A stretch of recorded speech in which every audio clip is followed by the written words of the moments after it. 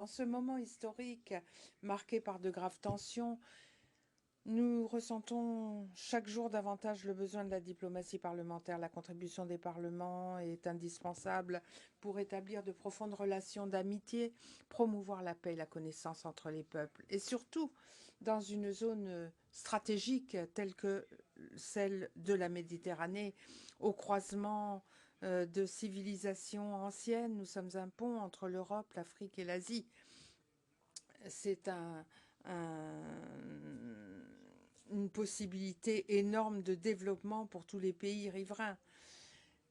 Lorsque la réflexion a commencé, celle qui a mené au partenariat euro-méditerranéen inauguré par la conférence de Barcelone en 1995, les frontières de cette zone géographique étaient définies par les rives des pays côtiers de la Méditerranée, mais nous sommes étendus depuis vers le Caucase, à l'est, y compris, et au sud. Y compris donc jusqu'au Sahel et au Golfe Persique. Et nous avons en même temps embrassé des défis, les défis de notre temps, les migrations, le terrorisme, les questions énergétiques, les problèmes liés à la désertification, à l'aridité, au manque d'eau et au manque d'infrastructures. Mais il y a un défi qui est en amont de tout cela, c'est celui de la confiance réciproque. Nous devons œuvrer tous ensemble pour resserrer les liens entre nous et mieux définir une identité méditerranéenne qui soit synonyme de dialogue et de compréhension mutuelle. L'Italie, qui depuis toujours occupe une position centrale dans ce scénario complexe, offre sa propre contribution à ce processus. Au fil du temps, nous avons su consolider nos rapports avec nos alliés occidentaux traditionnels et démarrer une collaboration avec les États du Moyen-Orient et de l'Afrique. Ce qui est attesté par le plan Mattei, qui a pour but de partager avec les dirigeants, les autorités, les peuples africains, une vision de croissance fondée sur le rapport paritaire entre les États. Il est fondamental donc que chacun s'engage à parvenir à une stabilité capable de garantir la sécurité, favoriser les flux commerciaux et renforcer les communautés économiques. Je souhaite donc que ces journées puissent vous offrir des pistes de dialogue utiles dans la conviction qu'il faut opérer une synergie politico-institutionnelle de plus en plus resserrée. Et j'ai le plaisir de saluer le ministre des Affaires étrangères, M. Tajani.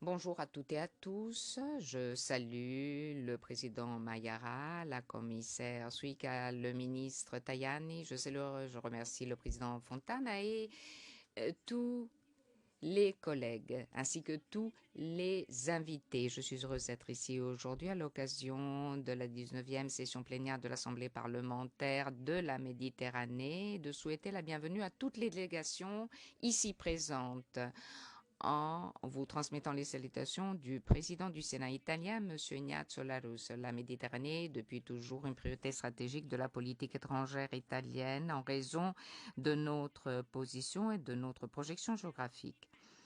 Nous sommes plongés dans la Méditerranée, carrefour de l'histoire et de la culture et de la prospérité de nos peuples.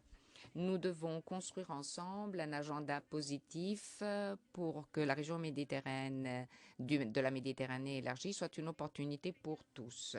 C'est pourquoi nous croyons fermement dans l'instrument du dialogue politique, y compris et surtout à l'échelle parlementaire. Nous devons aller au-delà des frontières et construire des ponts entre les États et entre les cultures, en gouvernant avec sagesse et une vision les nombreux défis issus de la région du Moyen-Orient et la région subsaharienne. J'ai pu apprécier la richesse des thèmes qui figurent dans l'ordre du jour. Je voudrais féliciter le président Mayara et M. Centemero, auxquels je transmets mes meilleurs vœux. les questions migratoires, la lutte contre la traite des êtres humains, la lutte contre le terrorisme et la radicalisation, mais également le droit à la santé et à l'accès à l'eau. Tout aussi importants sont les thèmes de la protection de l'environnement, de la biodiversité dans notre région, de même qu'un développement économique axé sur des modèles de croissance durable. Nous devons construire la prospérité. La croissance économique doit aller de pair avec des politiques de développement social, de promotion, d'investissement adéquat dans le domaine de la santé, le soutien aux couches sociales les plus faibles et de l'éducation, et ce en considérant de très près les jeunes générations. La contribution des femmes sera essentielle à cet effet, femmes auxquelles il faut garantir l'égalité des chances dans tous les domaines en dépassant les stéréotypes de gens qui sont encore très présents dans nos sociétés sur les deux rives de la Méditerranée. Les défis du monde contemporain peuvent être abordés avec un espoir de succès si nous unissons nos forces à travers la collaboration et le dialogue en mettant en commun les ressources de tout un chacun. Promouvoir le dialogue, construire des solutions par petits pas.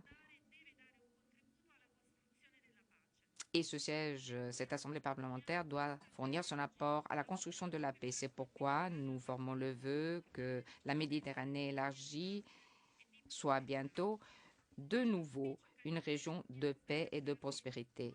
C'est avec ce vœu que je vous souhaite à toutes et à tous un bon travail et je vous remercie au nom du Sénat italien et du Parlement italien tout entier.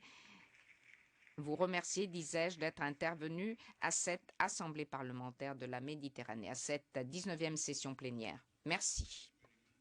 Merci beaucoup, Excellence. Et maintenant, c'est avec un grand plaisir que j'invite Son Excellence Antonio Tajani, vice-premier ministre et ministre des Affaires étrangères et de la coopération internationale, à prendre la parole. C'est un privilège d'avoir Monsieur Tajani parmi nous aujourd'hui. Good morning, everybody. Thank you very much. Bonjour. Buongiorno a tutti. Allow me to speak. Je vais parler en italien, puisque la langue maternelle est importante et vous avez les interprètes. Alors, merci. Je suis très heureux de pouvoir vous transmettre les salutations du gouvernement italien. Pendant 30 ans, pratiquement, j'étais parlementaire européen et je crois fermement dans les valeurs du dialogue parlementaire. La diplomatie parlementaire joue un rôle qui est loin d'être secondaire. Les parlements, parfois, peuvent faire davantage que les gouvernements parce qu'ils ont plus de liberté, ils sont plus portés vers le dialogue qui peut donner de fructueux résultats pour les gouvernements d'ailleurs. Nous autres Italiens, nous sommes projetés dans la Méditerranée. La Méditerranée, c'est notre histoire, notre identité, notre mer. Et nous attribuons énormément d'importance aux relations avec tous les pays qui regardent la Méditerranée, cette zone si importante.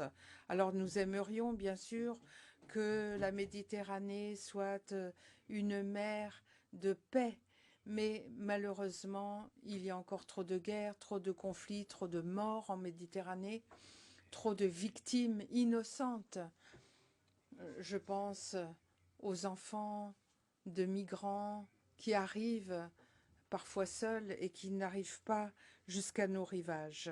C'est un problème que nous devrions affronter tous ensemble en favorisant l'immigration régulière, en luttant contre l'immigration clandestine, en luttant contre les trafiquants des êtres humains. Et ce n'est qu'ensemble que nous pourrons aboutir dans ce projet, dans cette vision. Car évidemment, nous avons un intérêt commun qui est celui de l'échange de connaissances, de travailleurs, de savoir-faire, dans une zone qui a toujours été le berceau du commerce. C'est là qu'ont commencé les échanges entre les peuples. Nous autres Italiens sommes tout au long de notre histoire de fins connaisseurs de ce que sont les invasions, les migrations. Nos patronymes marquent certainement cette histoire. Nous avons de nombreux patronymes. Et moi, le premier, d'ailleurs, Tajani est d'origine soufie. On le trouve au Maroc, au Soudan. Donc, il y a des siècles, un de mes ancêtres a dû arriver en Italie. Mais il y a des centaines de milliers d'Italiens qui ont des patronymes d'origine étrangère, ce qui atteste du fait que en Méditerranée, il y a toujours eu des échanges. Dans notre pays, c'est fondamental puisque 40% de notre PIB dérive des exportations et nous espérons pouvoir continuer nos exportations pour faire croître notre pays toujours et encore. Donc, il est important de noter qu'à cette réunion se trouvent des pays qui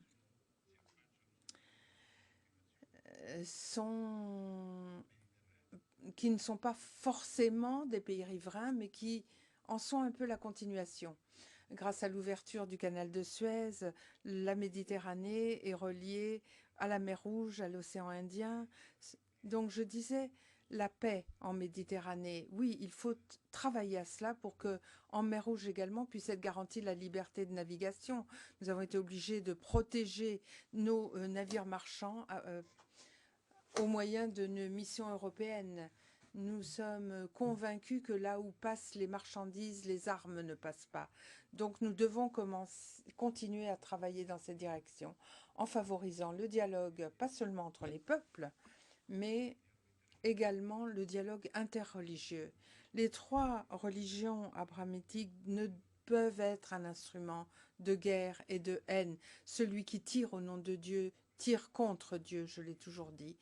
J'ai été très frappée lorsque je me suis rendue dans les Émirats arabes unis et j'ai vu le centre des religions abrahamiques qui se côtoyaient, donc une église, une mosquée, une synagogue côte à côte, un symbole très puissant.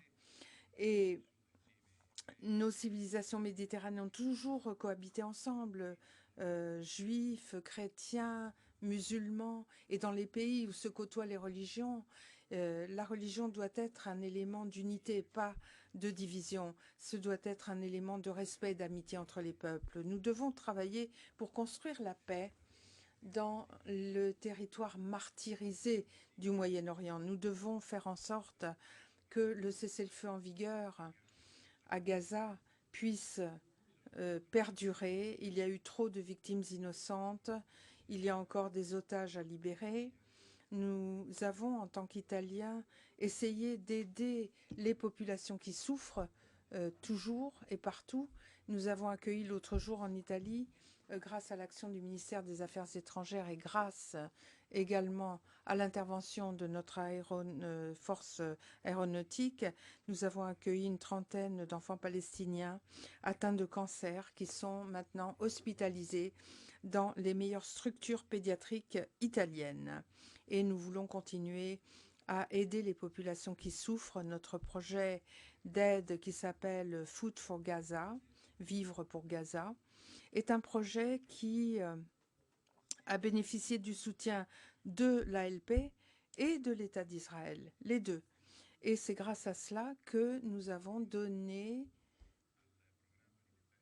au Programme alimentaire mondial des biens à distribuer à la population civile, donc à travers le Programme alimentaire mondial, des biens alimentaires, mais aussi des articles autres qu'alimentaires, notamment pour les soins sanitaires. Et c'est la contribution que nous apportons à la paix en Méditerranée. Nous sommes amis d'Israël et amis du peuple palestinien. Nous ne sommes pas amis de Hamas, mais ça c'est autre chose. Nous voulons être porteurs de paix. Nous sommes convaincus que l'on puisse vivre dans la paix. Et cette réunion, cette assemblée si importante qui se tient à Rome, et Rome qui veut être la capitale de la paix, cette réunion, disais-je, peut apporter une contribution importante à la paix ne peut pas être conquise en une journée. La paix, il faut la construire jour après jour. C'est une goutte dans l'océan que nous devons, chacun de nous, apporter chaque jour. Et dans cette zone merveilleuse, je crois que vous pouvez apporter votre contribution. Le gouvernement italien en est convaincu. Nous sommes certains que l'on puisse cohabiter dans la paix, que l'on puisse vraiment transformer la Méditerranée en un océan de bien-être, de dialogue, d'échanges commerciaux, où chacun d'entre nous peut se sentir chez soi.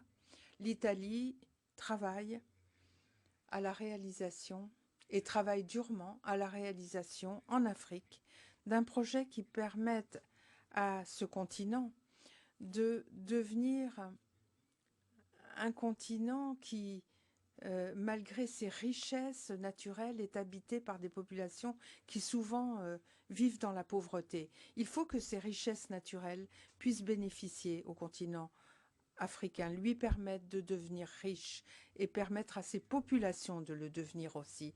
C'est notre plan, le plan Mattei. Et lors du forum économique, l'on en parlera.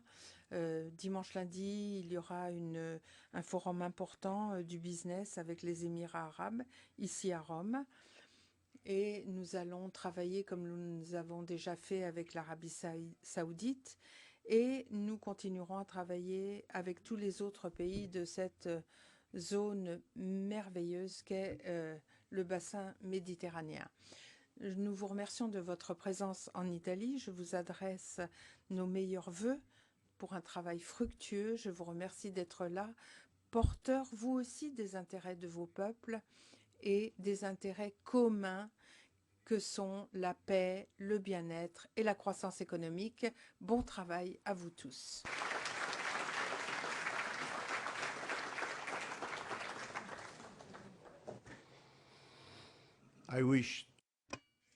Je voudrais remercier Son Excellence, le ministre Tajani,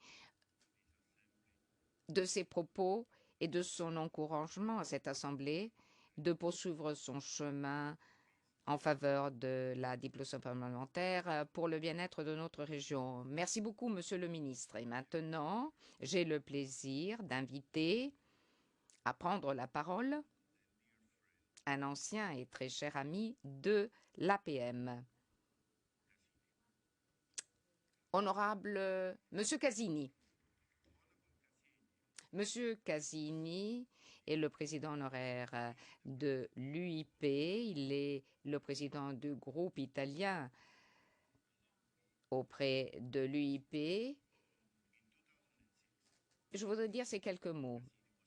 En 2006, Monsieur Casini était président de l'UIP. C'est lors de sa présidence que l'APM a été créée, car l'APM faisait partie de l'UIP sous le nom de Conférence sur la sécurité et la coopération en Méditerranée. Et lors d'une réunion à Naples en 2015 et à Amman en 2006, l'APM est devenue une réalité. En 2005, pardon, et en 2006, le sénateur Saporito, qui n'est plus parmi nous, le sénateur Amoroso, le président Migliore, l'honorable Centemero et tous les membres de la délégation italienne ont permis de faire devenir ceci une réalité. Je remercie donc toute l'équipe de M. Casini qui a fait en sorte que l'APM puisse devenir la réalité que vous voyez ici aujourd'hui. Sans oublier M. Sorbello, Susanna Radoni, Stefano Tamero et d'autres, et bien d'autres. Merci, merci, cher ami. Maintenant, l'APM est plus forte. Et nous en sommes très heureux. Et meilleurs vœux à notre ami Centemero. C'est un dirigeant solide et j'espère que sous sa direction, vous pourrez travailler de mieux en mieux. Chers amis, après le président de la Chambre des députés, la vice-présidente du Sénat et le vice-président du Conseil des ministres, je n'ai pas grand-chose à ajouter. ils ont en fait dit tout ce que pense l'Italie. L'Italie pense qu'il faut aller de l'avant en se tenant par la main et en travaillant ensemble pour un monde plus sûr et pour la paix. L'Italie pense que le dialogue interreligieux est important et que aucune guerre ne peut être menée au nom de Dieu, comme vient de le dire notre ministre des Affaires étrangères. Et c'est pour cette raison même que je puis vous dire d'ores et déjà qu'à l'initiative du président de la Chambre des députés, M. Fontane, et du président du Sénat italien, M. Laroussa, nous tiendrons une réunion importante sur le dialogue interreligieux à l'occasion du jubilé au mois de juin prochain. Réunion à laquelle seront invitées toutes les délégations parlementaires de la planète. Ce sera une occasion pour échanger, y compris à partir de points de vue religieux différents, pour construire ensemble un avenir où le dialogue interreligieux sera un patrimoine commun. La PM s'est développée. Je voudrais dire ceci. Et d'ailleurs, notre ministre des Affaires étrangères, M. Tajani, l'a déjà dit. La Méditerranée n'est pas seulement l'ensemble des pays qui bordent la Méditerranée. Aujourd'hui, la notion est celle d'une Méditerranée élargie.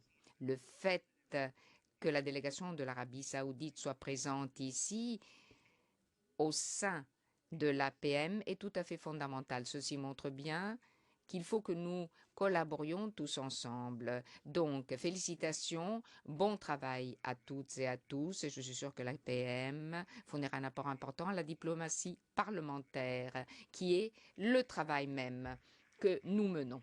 Merci. Thank you, grazie. Merci, Monsieur Casini. Et maintenant, j'ai le plaisir d'inviter à prendre la parole le président Enam Mayara, le président de l'APM. بسم الله الرحمن الرحيم. معالي السيد رئيس مجلس النواب الجمهورية الإيطالية. Merci, Monsieur le Président, Monsieur le Président de la Chambre des députés, Madame la Vice-présidente du Sénat, Monsieur le Vice-président du Conseil des ministres italien. Mesdames et Messieurs, permettez-moi d'entrée de jeu de m'exprimer au nom de vous tous pour vous souhaiter la bienvenue à toutes et à tous à cette assemblée si importante.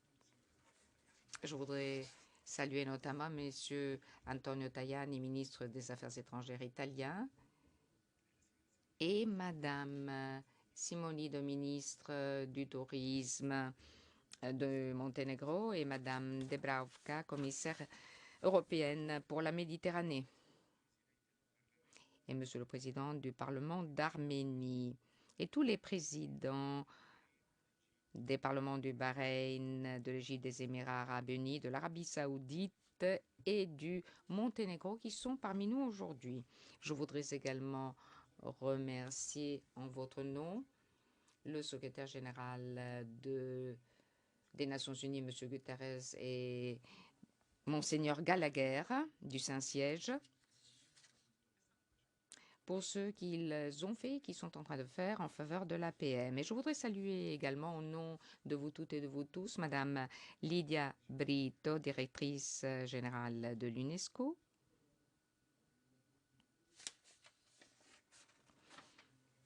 et également saluer tous les représentants des organisations internationales et les ambassadeurs présents parmi nous aujourd'hui. C'est un moment très important dans l'histoire de nos parlements de la Méditerranée. Je voudrais remercier M. Fontana, le président, et également le président du Sénat italien, d'avoir décidé d'accueillir cette session plénière en Italie, ce qui témoigne du soutien que l'Italie assure à tous les pays de la Méditerranée, aussi bien de la rive nord que de la rive sud. Je remercie également tous les pays du Golfe qui ont bien voulu être présents ici, parmi nous. en tant que membre et en tant qu'observateur. Le royaume du Bahreïn est devenu membre à part entière de l'APM et je lui souhaite la bienvenue.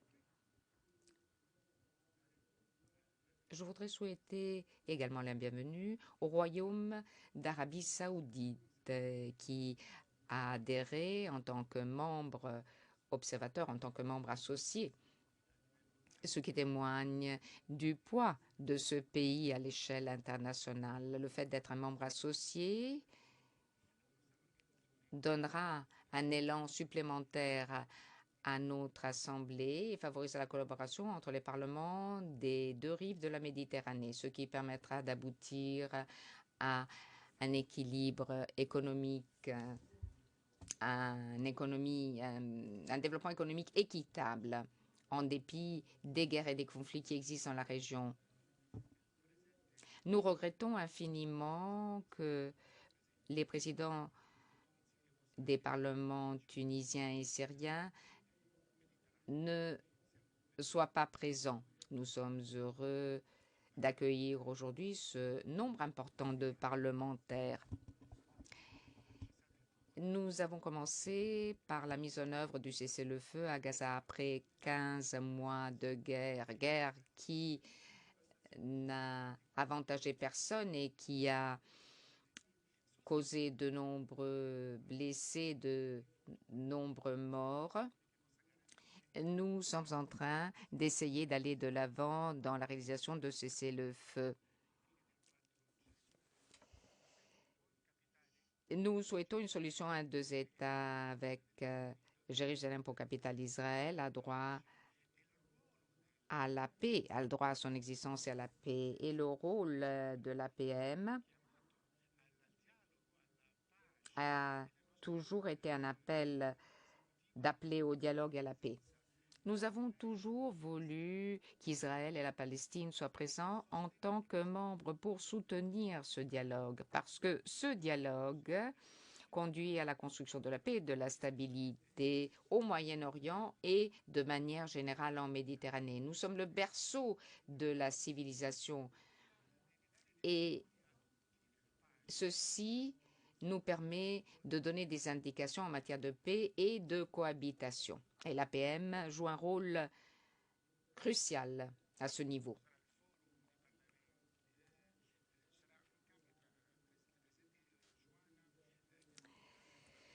Le passage de Madame Joanna et la présidente du Parlement des Émirats arabes unis, ce passage est important. Nous espérons que les efforts déployés indiqueront quel est le rôle que les femmes devraient avoir à l'échelle nationale, internationale, mais surtout au sein de l'APM. Demain, nous aurons un nouveau président ami, M. Centemero, et je lui adresse mes meilleurs vœux.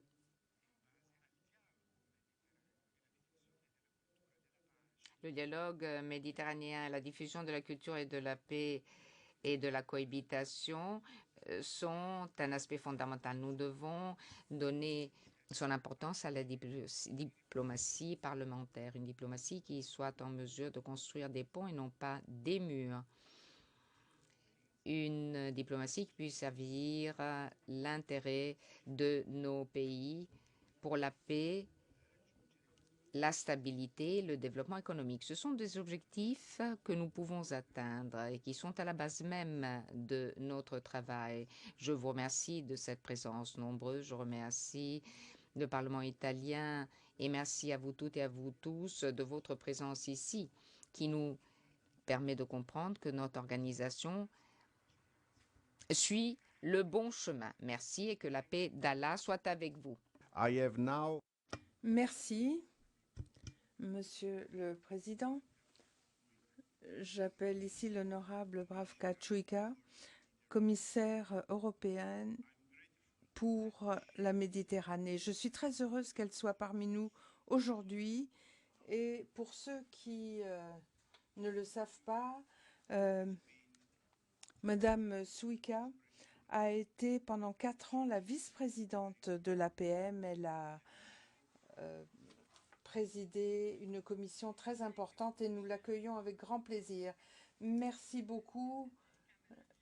Bonjour à tous, Monsieur le Président de la Chambre des députés, Monsieur le Vice-président du Sénat, Monsieur le Président de l'Assemblée parlementaire de la Méditerranée. Je suis très heureuse d'être ici aujourd'hui parce que j'ai d'excellents souvenirs de l'APM. Vous vous souviendrez peut-être que nous avons travaillé en étroite collaboration lorsque j'étais membre du Parlement de la Croatie. J'étais vice-présidente de l'Assemblée parlementaire de la Méditerranée de 2007 à 2011. Et vous savez que j'ai eu le privilège de diriger la délégation de mon pays à l'APM en diverses éditions de sa réunion plénière, la dernière fois à Dubrovnik en 2011. Je suis très heureuse d'être de retour aujourd'hui. Vous voyez que la boucle est bouclée en ma nouvelle capacité en tant que commissaire pour l'Union européenne, pour la Méditerranée, donc. Et nous envoyons un signal important à toute la réunion. La présidente von der Leyen a décidé d'établir un nouveau portefeuille pour la Méditerranée parce que toute l'attention était en quelque sorte centrée sur l'Ukraine, les partenariats orientaux et les pays de la Méditerranée se sentaient un peu laissés pour compte, ce qui n'était pas le cas. Mais enfin, il fallait un symbole et montrer que cette région est importante. Elle l'est pour l'Italie, certes, mais elle est importante pour toute l'Union européenne. Avec le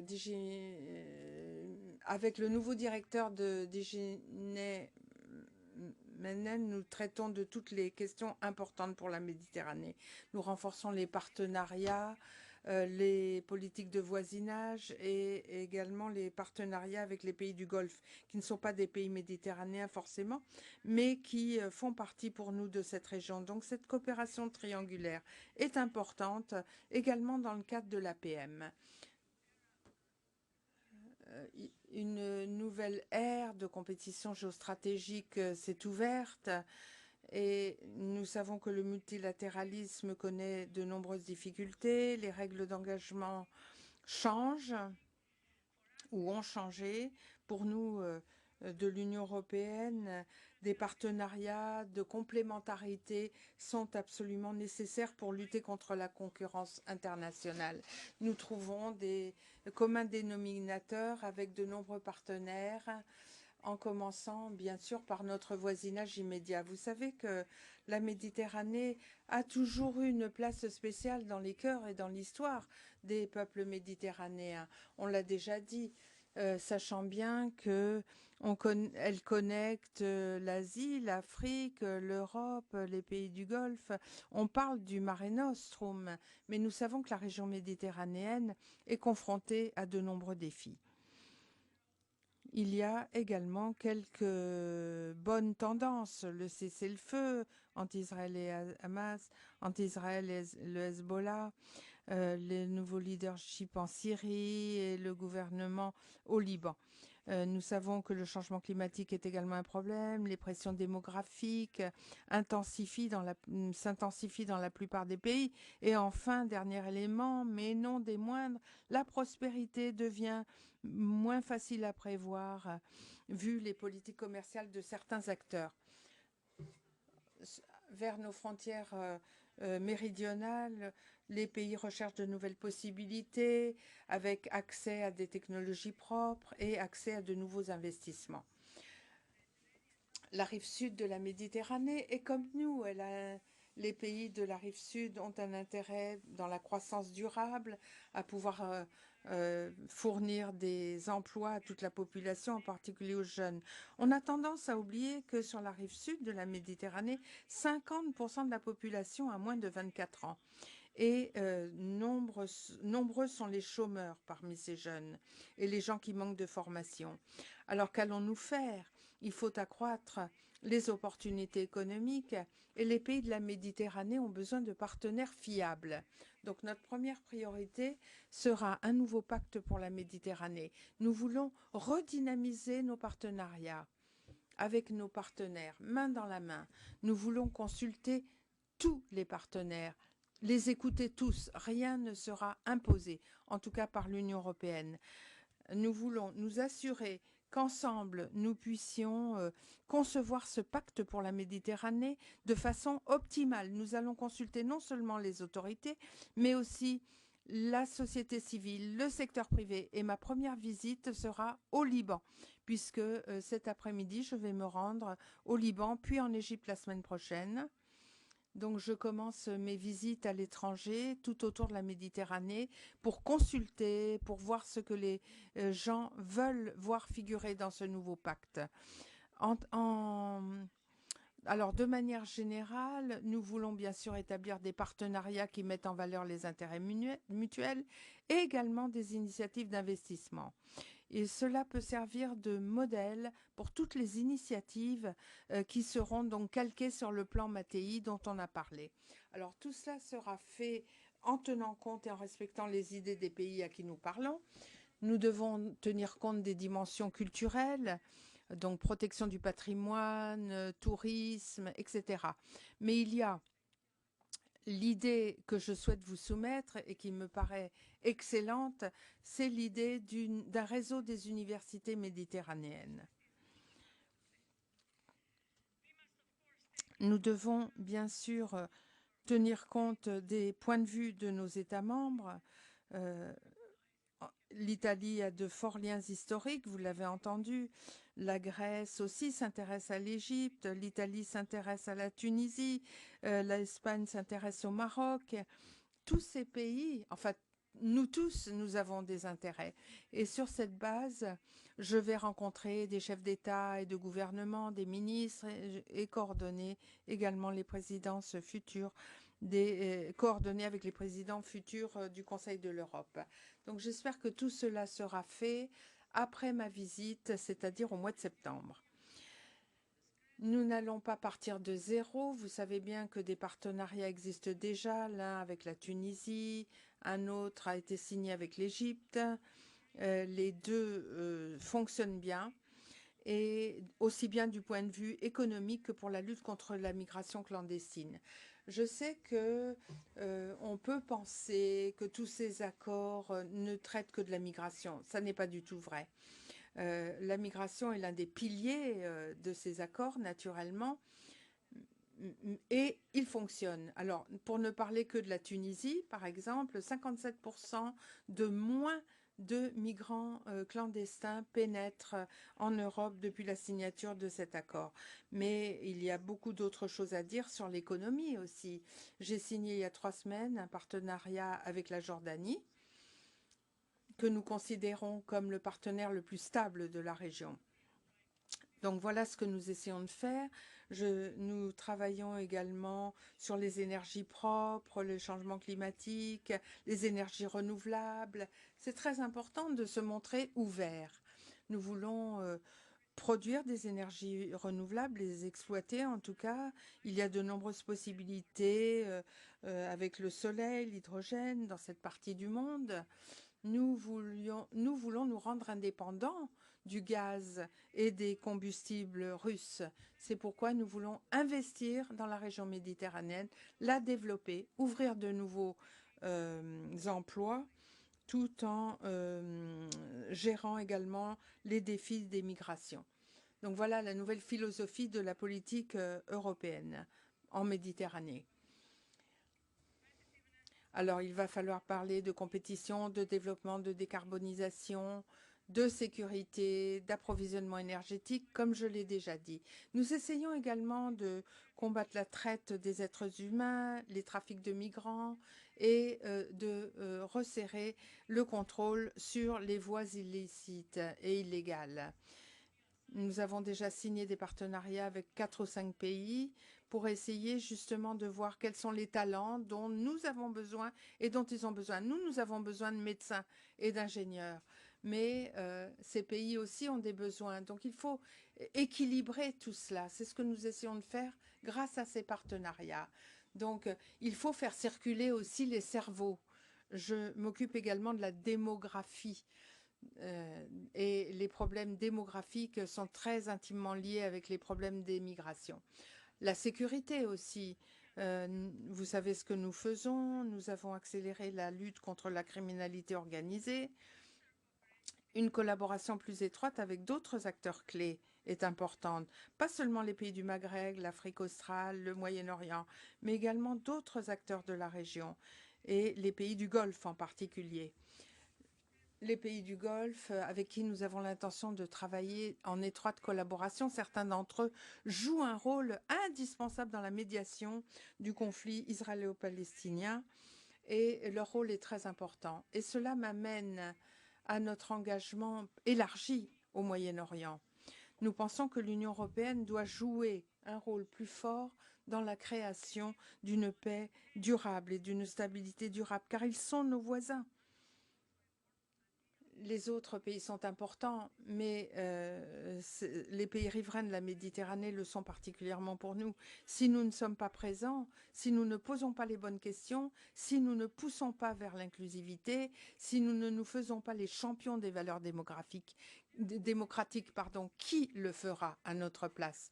On critique l'Union européenne, on nous demande pourquoi nous collaborons avec certains régimes autocratiques. Mais qui d'autre que nous ne pourrait le faire? Nous ne voulons pas laisser la place à quiconque, à des pays quelconques. Donc, c'est le rôle que nous devons jouer et nous le faisons. Alors, sur la Syrie, quelques mots. J'ai participé. J'ai donc rencontré les membres du Parlement syrien à Paris la semaine dernière. J'ai eu une réunion bilatérale avec le ministre des Affaires étrangères Al-Shaivani. Il y a des signaux positifs de transition pacifique et mes interlocuteurs ont parlé de besoins urgents pour lever les sanctions. Également la nécessité de passer à la transition et de la surveiller très étroitement. Vous savez qu'au cours des 14 dernières années, l'Union européenne a dirigé ses efforts avec les membres concernés. Nous avons été le plus gros pourvoyeur d'assistance, 45 milliards d'euros depuis 2011. L'Europe doit rester présente. C'est le moment de garder notre soutien au peuple syrien. À la conférence de Bruxelles sur la Syrie qui aura lieu à la mi-mars, c'est un thème qui sera en premier plan. On parle également de rapatriement sur volontaire en Syrie. À Gaza, le cessez-le-feu doit être permanent. Nous avons redéployé notre assistance à court terme à Rafah pour l'aide humanitaire et pour fournir une assistance médicale. En tant qu'Union européenne, nous voulons reconstruire Gaza dès que possible. Mais cela ne sera possible que si cela se fait en collaboration étroite avec les pays du Golfe et autres parties prenantes. Nous allons concevoir un plan de soutien pluriannuel pour l'autorité palestinienne que nous voyons comme notre partenaire, notre interlocuteur, à la condition que des réformes soient entreprises et que nous suivrons de près. Et l'ALP va donc pouvoir... ce partenariat avec l'ALP va jeter les bases d'une solution durable basée sur 2 États dans la région. Et cela va nous permettre de poursuivre notre collaboration, ce qui signifie que... Bon, je parle de l'ALP, de l'autorité palestinienne. Cela veut dire que nous allons poursuivre notre collaboration avec Israël sur la base de l'accord d'association. Et nous aurons d'ailleurs une réunion lundi prochain, le 24, où nous soulèverons toutes les questions qui sont à l'ordre du jour.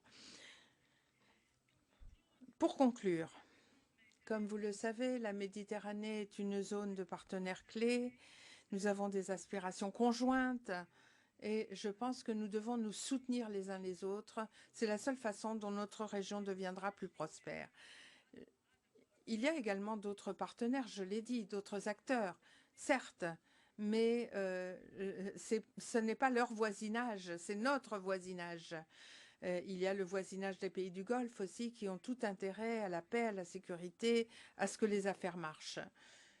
Et donc je crois que tous ensemble, nous pouvons nous entendre.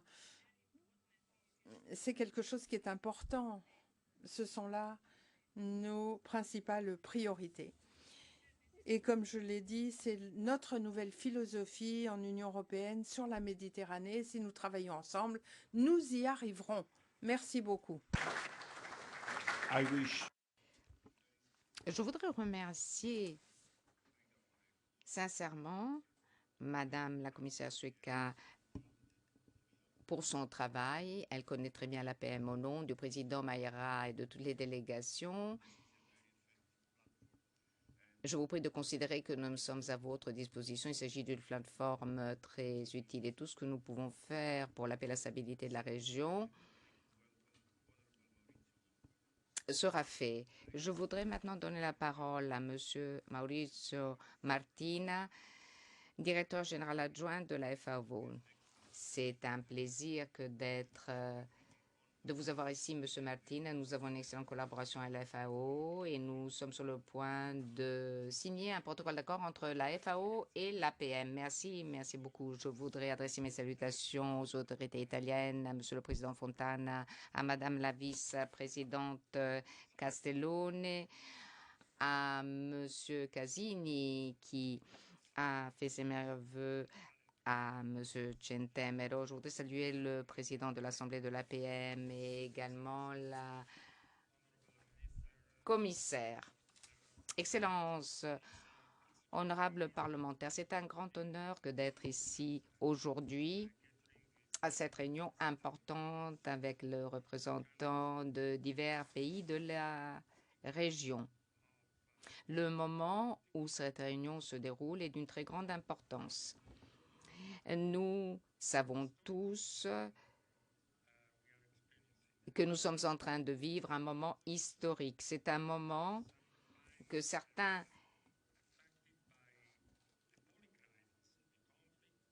définissent comme étant un moment affecté par la polycrise, conflits, catastrophes naturelles, tensions économiques et sociales. Et dans ce contexte, nous sommes encore confrontés à un besoin critique en matière d'insécurité alimentaire et de malnutrition. Nous savons tous que le nombre de personnes affectées par l'insécurité alimentaire et la malnutrition est trop élevé, bien trop élevé. Il y a encore plus de 780 millions de personnes qui sont affectées, qui souffrent de la famine en 2023. Sans changement de paradigme, les projections actualisées indiquent que plus ou moins 8% de la population mondiale continuera de souffrir de la faim en 2030. C'est bien loin de l'objectif zéro famine. Eh bien, pour renverser cette tendance, nous devons nous concentrer sur les contradictions très graves que nous vivons actuellement. Tout d'abord, la famine augmente, la faim augmente dans le monde. Mais chaque jour, nous gaspillons au moins un tiers des denrées alimentaires que nous produisons, y compris dans la région méditerranéenne. Deuxièmement, l'agriculture fournit la nourriture dont nous avons besoin pour survivre, mais en même temps, elle exerce des pressions importantes sur l'environnement. Elle a un poids très important sur l'environnement et elle contribue au changement climatique. Pensez aussi au paradoxe de la nutrition. Des millions d'enfants sont sous-alimentés alors qu'il existe des adultes obèses, mais également des enfants obèses dans un nombre croissant de régions, y compris dans la région méditerranéenne. Alors je dirais que nous avons accompli des progrès, mais ces progrès ont été inégaux, inégalement répartis. Il y a beaucoup de pays qui continuent d'être confrontés à la faim et à la malnutrition. Les données ont montré que les pays qui ont des niveaux élevés de sous-alimentation et des formes multiples de malnutrition n'ont souvent pas suffisamment accès au financement. Comme l'a indiqué la FAO dans son rapport récent, le climat injuste, moins de 3% de la finance climatique parvient à l'agriculture et seulement 1,7% aux petits producteurs. Et ceci est profondément injuste et inadéquat. Eh bien, pour faire face à ce problème, nous devons hiérarchiser les ressources qui sont mobilisées vers les pays qui en ont le plus besoin, en promouvant l'inclusion financière et en améliorant la coordination, l'efficacité et la transparence de l'architecture financière internationale. Le défi de l'insécurité alimentaire mondiale exige une réponse unifiée et diversifiée. L'Assemblée générale des Nations unies a souligné le rôle critique des organismes parlementaires pour la réalisation de l'agenda 2030, et ce lors d'une résolution qui a été approuvée en décembre 2022, notamment dans la situation actuelle.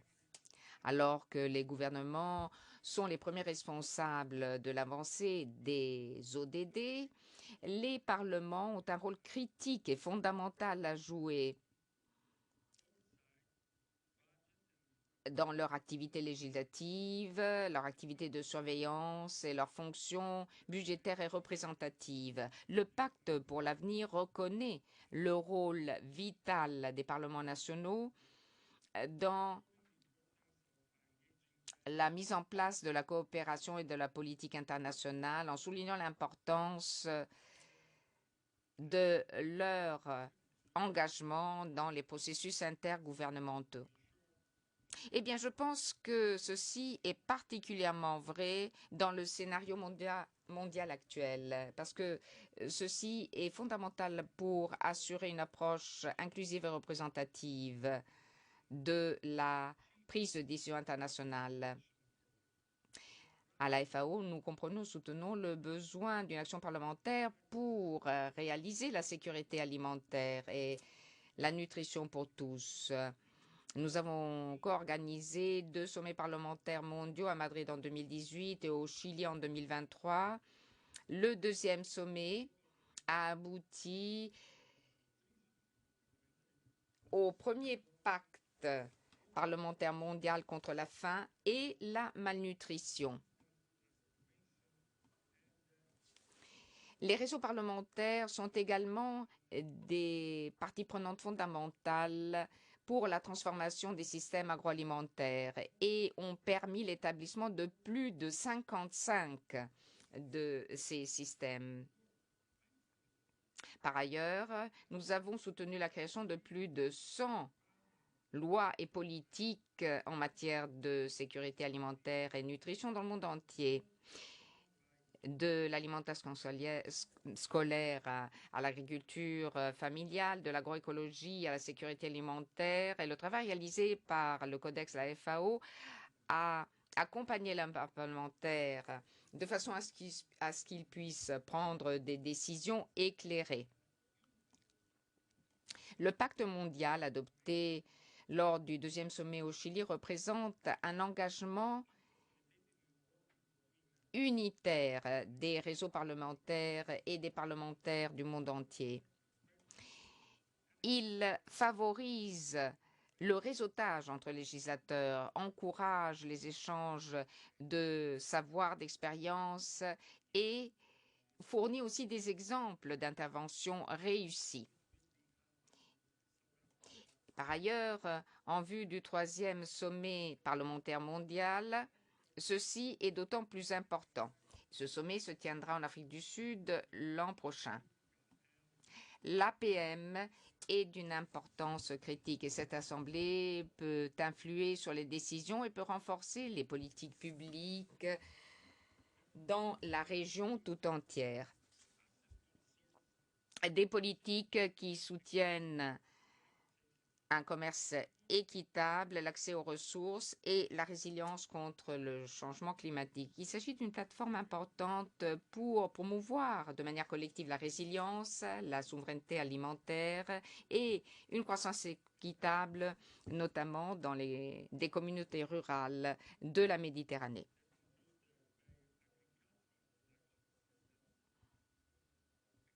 Les pays méditerranéens sont unis par des valeurs culturelles qu'ils partagent et qui comprennent des systèmes de production agricole, la valorisation économique des zones rurales et des traditions alimentaires, ainsi qu'une riche biodiversité. Mais ces pays, les pays méditerranéens, sont confrontés également à des défis communs.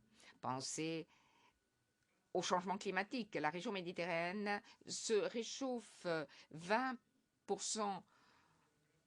plus vite que la moyenne mondiale.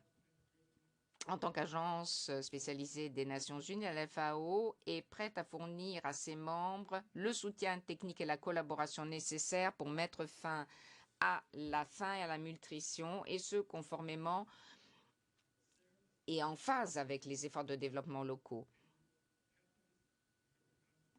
Et ceci peut être un catalyseur de transformation.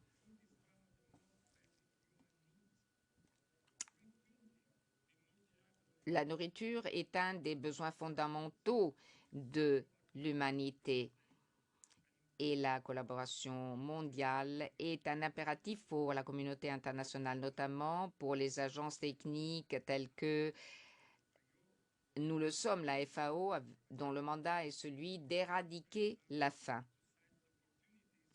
Nous devons saisir les opportunités qu'offre ce genre de rencontres. Les parlements sont la maison de la démocratie et les Nations unies sont la maison du multilatéralisme.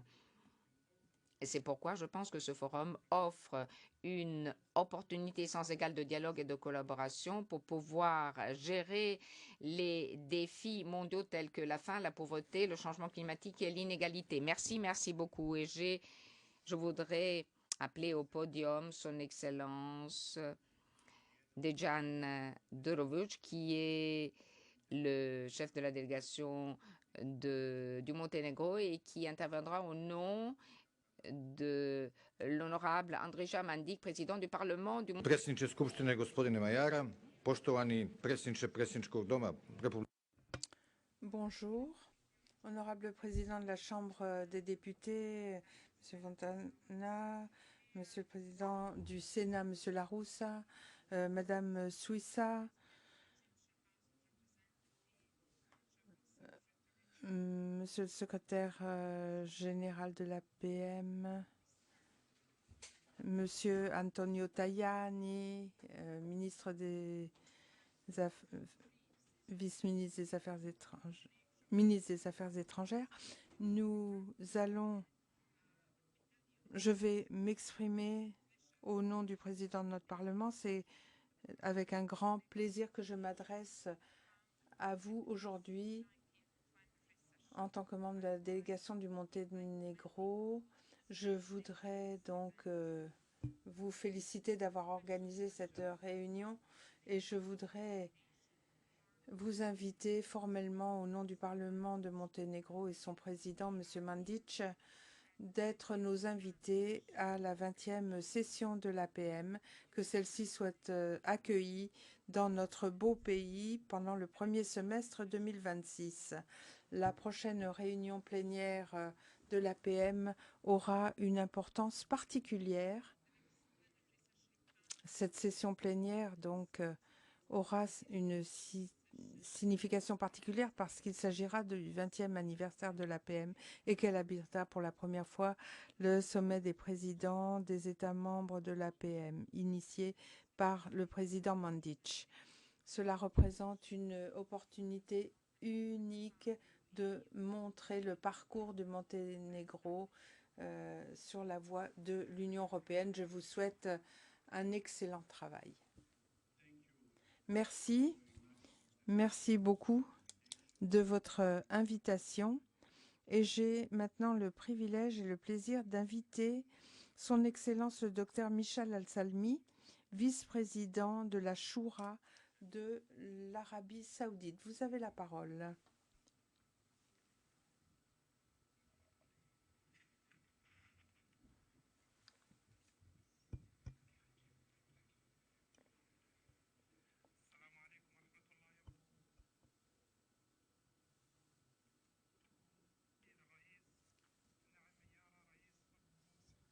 Monsieur le Président de l'APM,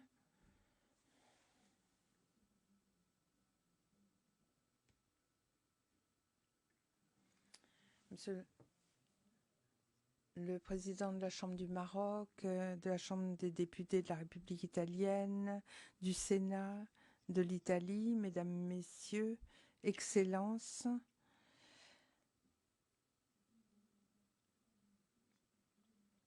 je suis très heureux de remercier l'APM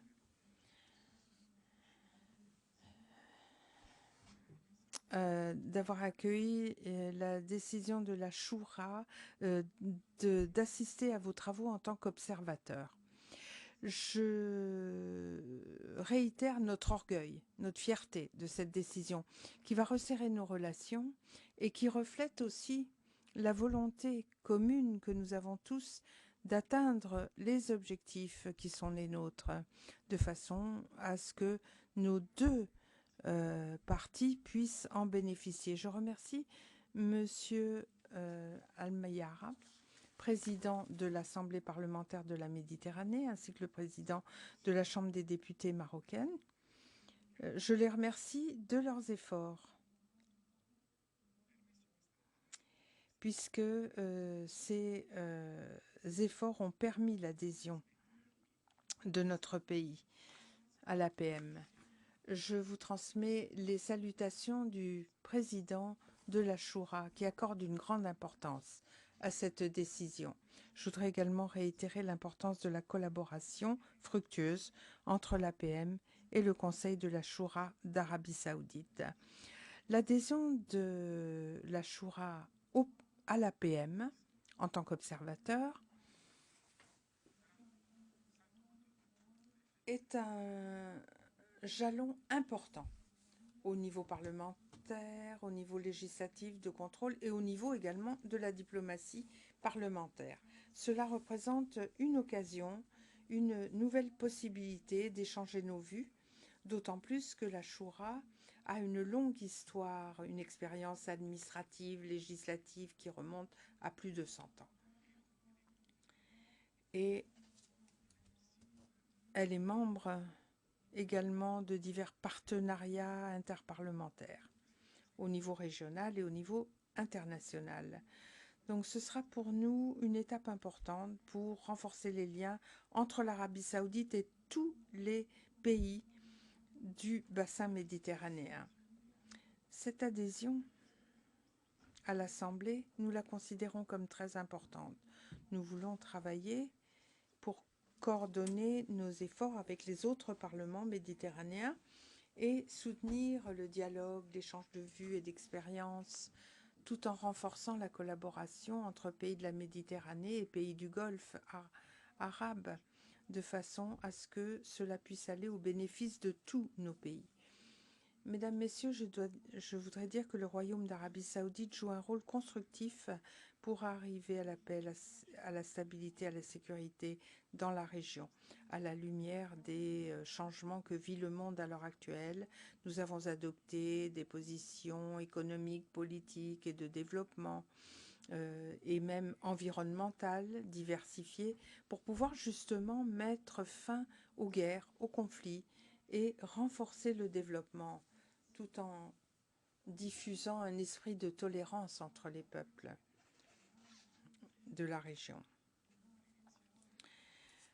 Après l'initiative arabe de 2002 pour mettre fin à la guerre israélo-palestinienne et l'initiative de 2020 pour arriver à un cessez-le-feu et après la médiation de la paix à Jeddah entre les Soudanais en 2023 et le projet du couloir économique entre l'Inde et le Moyen-Orient et l'Europe en 2023, toutes ces initiatives ayant donc renforcé les liens commerciaux, en particulier entre les trois continents, et donné une impulsion au mouvement commercial, au développement commercial. Nous avons aussi travaillé en 2024 pour œuvrer en faveur d'une solution à deux États. Nous avons soutenu le peuple syrien. Nous avons accueilli, il y a quelques jours, les rencontres, les pourparlers entre Américains et Russes. Et nous avons apporté notre soutien et des aides humanitaires à différents pays qui ont subi des catastrophes naturelles et à hauteur de plus de 130 milliards de dollars. Il y a d'autres programmes qui ont pour but de trouver une solution à la crise, aux crises plutôt, environnementales, au réchauffement de l'atmosphère et des océans, tous les problèmes de la décarbonisation à l'horizon 2060, etc. Enfin, j'aimerais vous remercier tous, et surtout le Parlement italien, le gouvernement italien, le peuple italien, d'avoir accueilli cette réunion. Je voudrais remercier le président de l'APM, le président de la Chambre des députés du Maroc, M. Namaya, et également remercier le secrétaire général. Je vous souhaite le plein succès et que la paix d'Allah soit avec vous tous. Merci beaucoup de vos paroles. L'intervention de son Excellence Monsieur Mohamed Abou El-Enem, vice-président de la Chambre des représentants de l'Égypte. Dès qu'il aura terminé son intervention, nous aurons la photo de famille ici dans cette salle et nous poursuivrons avec notre collègue du Qatar. La parole est à Monsieur Mohamed Abou El-Enem.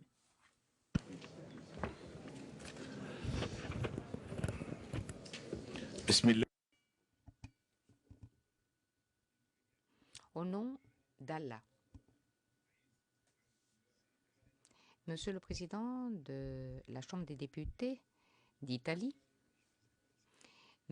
Madame la vice-présidente du Sénat italien, très cher ami, Monsieur Casini, Monsieur le Président de l'APM, Monsieur le Secrétaire général, Messieurs et Mesdames les ministres, chefs de délégation, et vous toutes et vous tous, je souhaite la bienvenue à l'Arabie saoudite qui entrera dans notre organisation pour assurer la continuité de ces succès. Je vous remercie tous de votre apport d'idées. Bienvenue à tous les peuples libres qui souhaitent adhérer à l'APM pour continuer ensemble ce chemin qui mènera à des objectifs durables qui favoriseront les peuples de la rive sud et de la rive nord de la Méditerranée. Chers collègues, cette rencontre a lieu à un moment plein de tensions géopolitiques et de guerre. Et nous savons tous ce qui se passe au Moyen-Orient. Et nous savons aussi ce qui peut être fait pour éviter tous ces dangers, toutes ces embûches. Et ce que nous pouvons faire en tant que parlementaires lorsque nous serons revenus chez nous et de se poser la question, qu'avons-nous fait?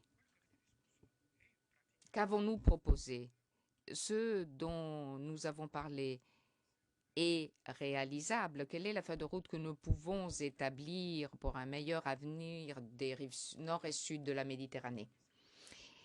Eh bien, chers collègues, nous savons parfaitement que le principal problème de la région est le conflit arabo-israélien. Et nous ne pouvons pas négliger ce conflit et oublier quelle est la réalité et ne pas considérer quelles sont les racines de ce problème. La racine de ce problème est l'occupation israélienne du territoire arabe,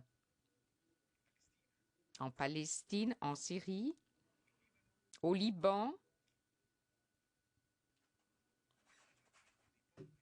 et la plupart des peuples de la planète ont dit la vérité. Ils ont dit non à l'occupation, non au massacre, non aux guerres, non à la destruction.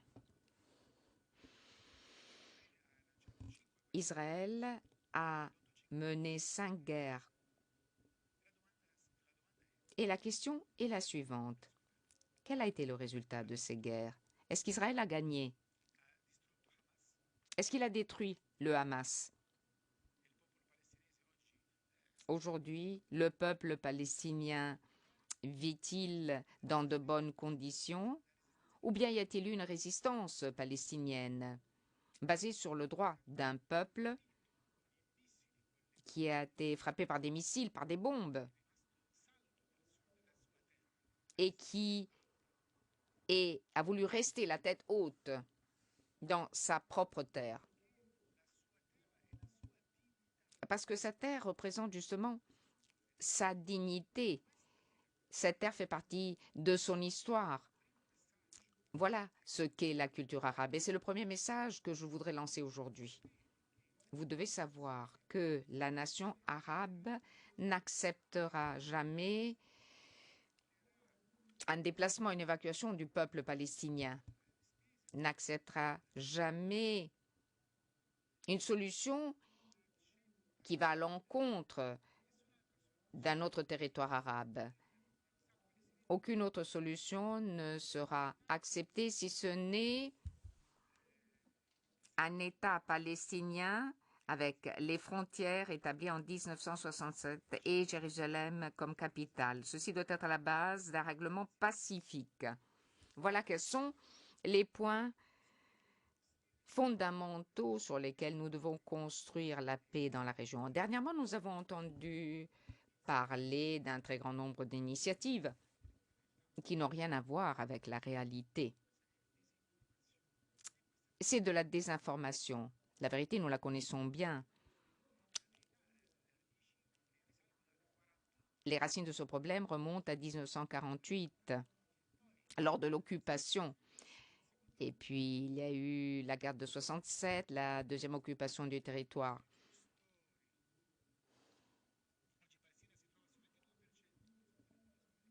Aujourd'hui, la Palestine occupe 22% de son territoire historique. Il y a eu une partie importante des Palestiniens qui a été déplacée, qui a été évacuée et renvoyée du territoire palestinien historique. Il existe aujourd'hui des projets pour une nouvelle évacuation forcée des Palestiniens du territoire palestinien. Et nous disons non. Ceci ne pourra jamais, jamais arriver. Mesdames et messieurs, vous savez parfaitement ce qu'ont fait les autorités égyptiennes à partir de M. Al-Sisi dans toutes les conférences internationales des Nations Unies. L'Égypte a dit, ainsi que les autres pays arabes, qu'il s'agit d'une ligne rouge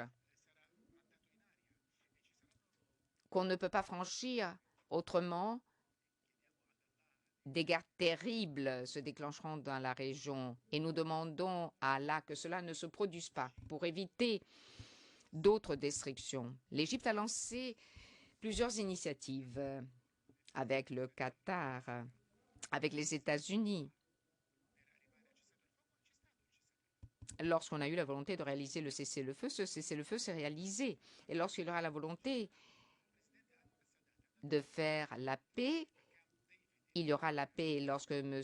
Sadat est allé à Camp David pour signer la paix a été signée. Il y a eu la volonté d'un dirigeant égyptien, d'un dirigeant israélien, avec la collaboration des États-Unis. Et donc, je voudrais que cette rencontre se répète, se renouvelle. Il faut travailler en faveur de cette rencontre avec les Israéliens, avec les Palestiniens, avec les États-Unis, pour parler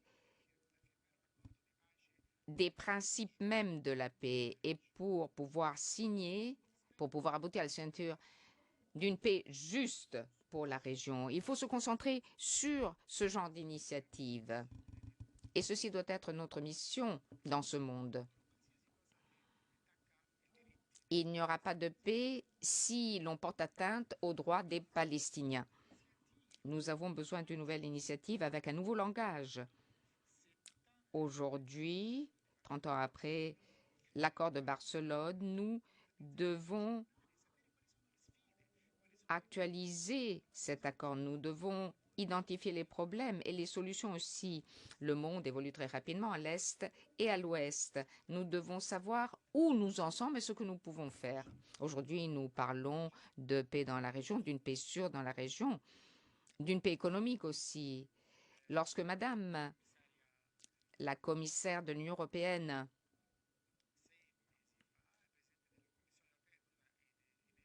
a tenu ses propos, j'en ai été très heureux. 29 projets ont été signés en Égypte pour les industries futures. Et l'Égypte veut œuvrer pour construire une nouvelle civilisation industrielle. Vous savez, les grands projets dans le nord de l'Égypte, sur la Méditerranée, il s'agit d'énormes projets auxquels participent d'autres faits arabes, les Émirats arabes unis, par exemple. 105 milliards est le coût de ce projet pour réaliser une grande capitale touristique dans la région. Et derrière, il y a des villes industrielles très importantes. L'Égypte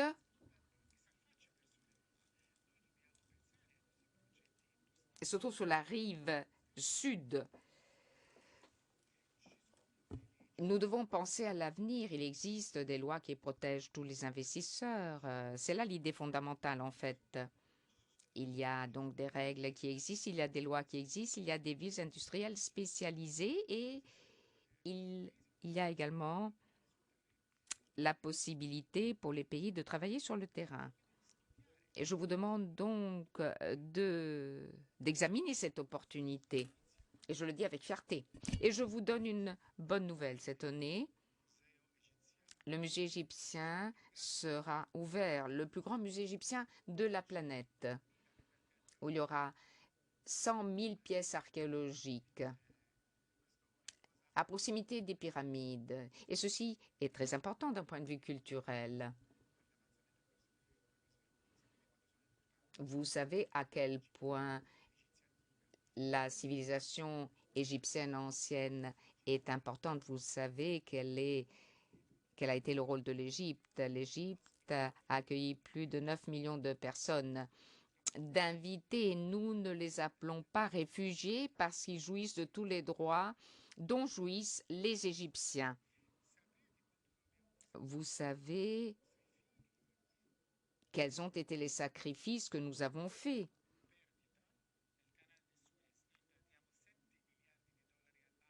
Dans le canal de Suez, nous perdons 7 milliards de dollars par an. L'an dernier, nous avons perdu plus de 7 milliards de dollars et peut-être que nous allons perdre même davantage cette année. Pourquoi? Pourquoi ces pertes? Pourquoi ces guerres? Pourquoi cette destruction?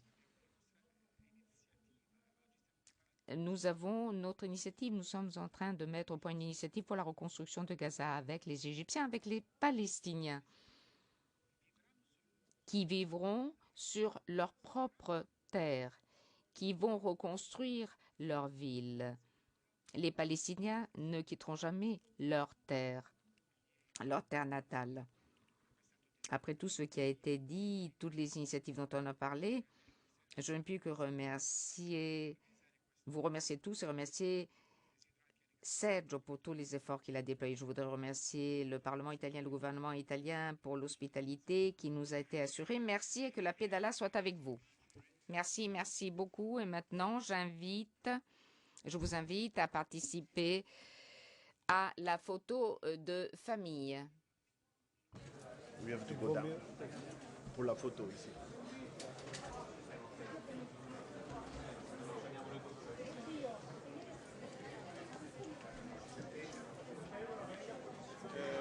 Qualcuno deve togliere, sì, se no ci va uno davanti col coso, se ci sono problemi lungaggio. Stay there.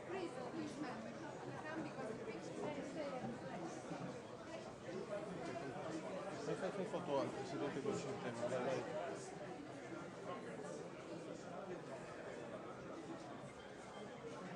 Fatto presidente col centenario. Soprattutto loro due.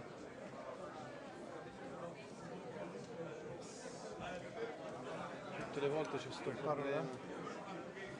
No ragazzi. No. Basta uno che va davanti con il... Tutti non c'entrano. Cari, se riesci con una cartellina a oscurare il proiettore, un attimo, ti spiace? Ferma. Spegnete, Facciamo prima così. No, oscura il proiettore. Ecco, Jeff. Sham. Alehem. Oh, non si riesce. Ragazzi, passo indietro. Io l'ho fatta. Scusa, scusami. Più qua. Ok. Grazie. Grazie.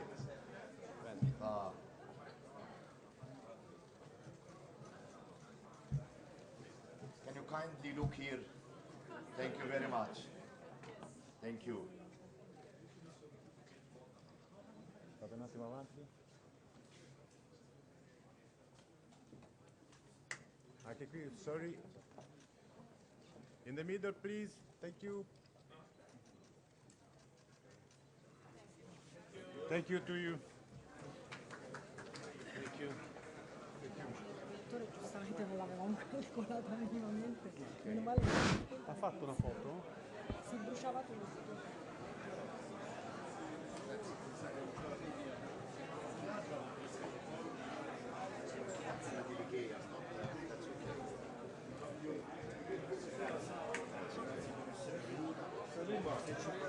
Sham.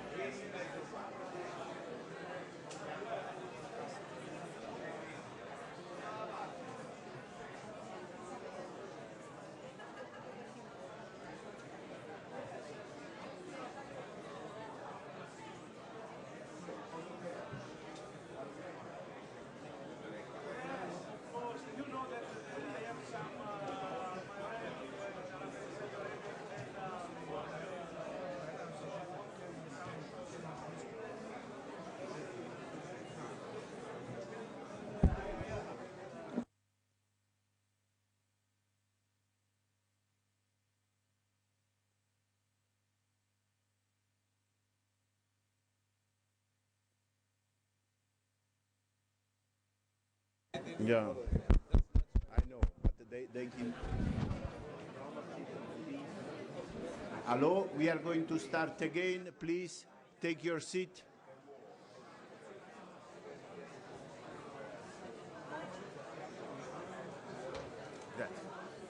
We are going to resume the session. Please, if you delegates can take their seat.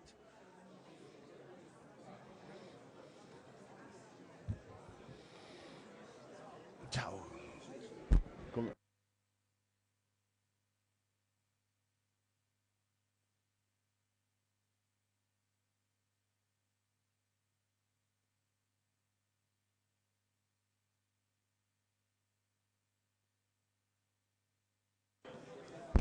Please, if delegates can take the seat, we are going to start. The distinguished delegate.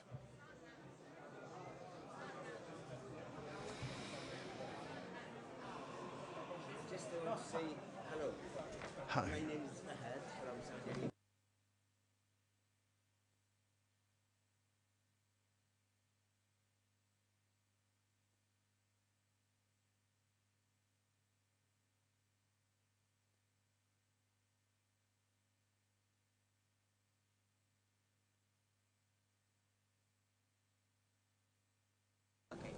May I ask the delegates to resume?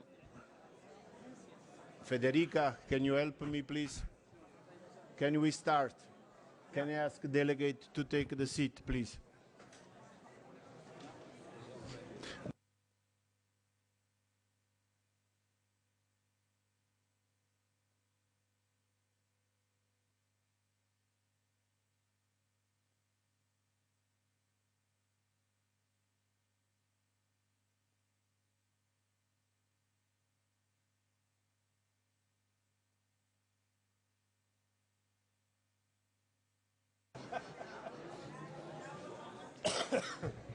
May I ask the delegate to take their seat, please?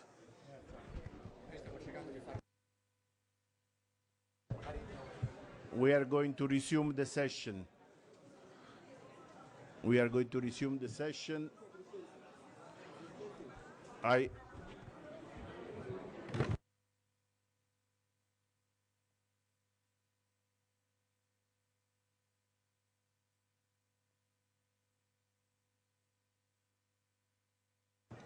Hello, we are going to resume the session.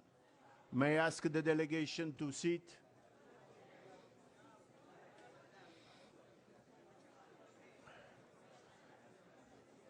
Listen, we are going to resume the session. May I? There is.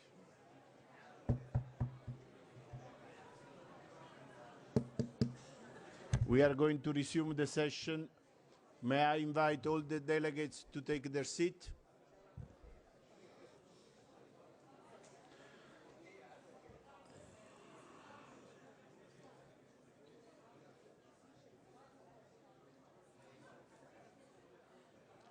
Very good.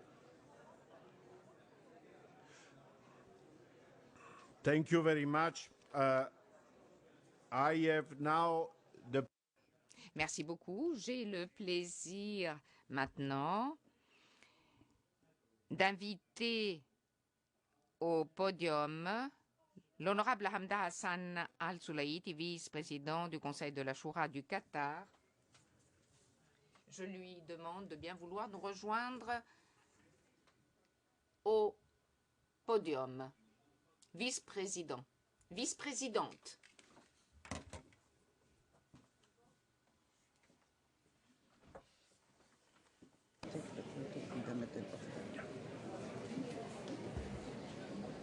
بسم الله الرحمن الرحيم الحمد لله رب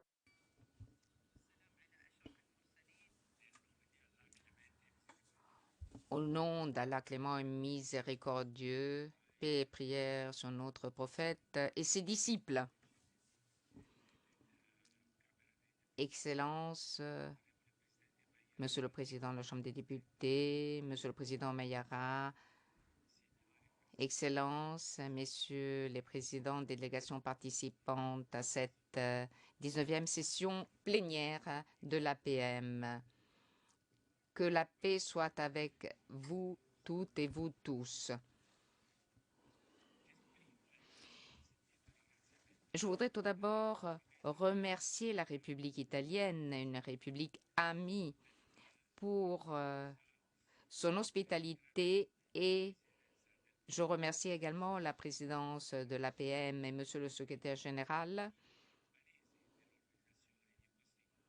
d'avoir si bien organisé cette rencontre. Je vous transmets les salutations du frère Al-Daimem, président du Conseil de la Choura du Qatar.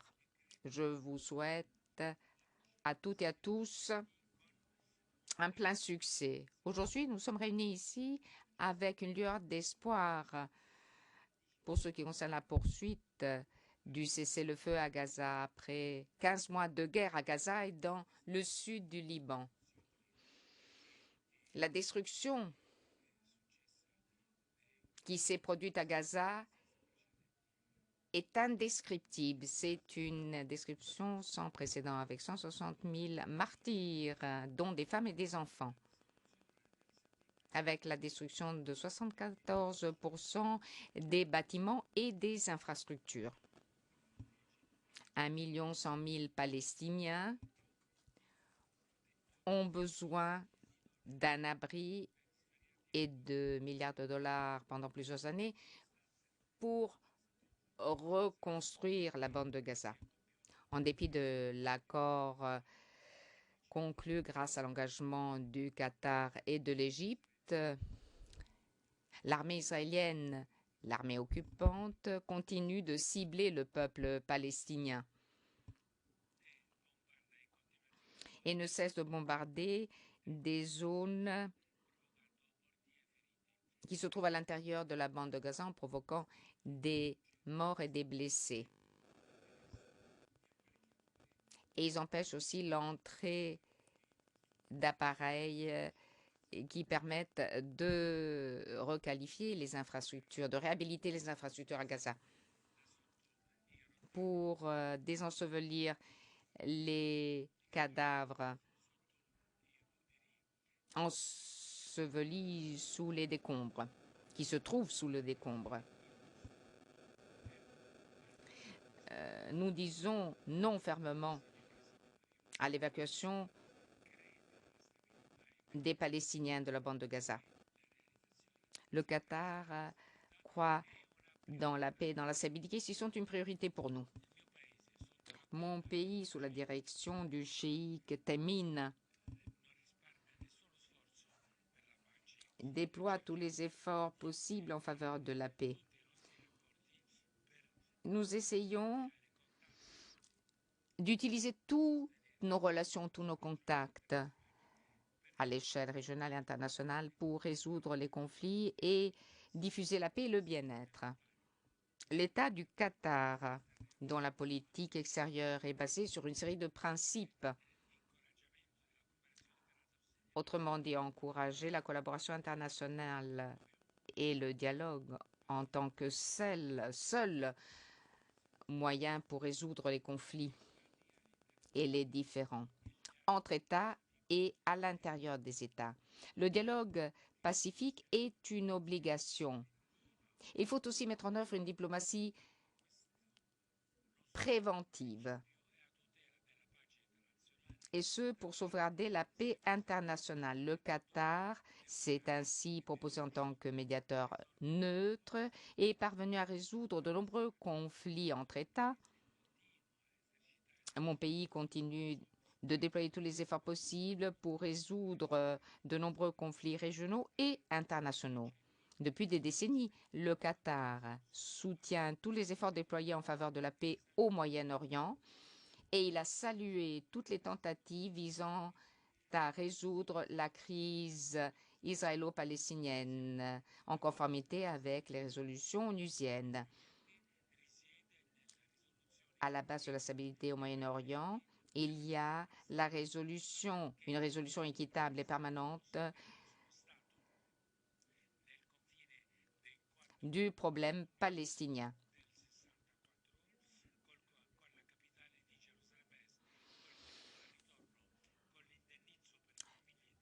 droit au retour, indemnisation des victimes, établissement d'un État palestinien dans les limites, dans les frontières de 67.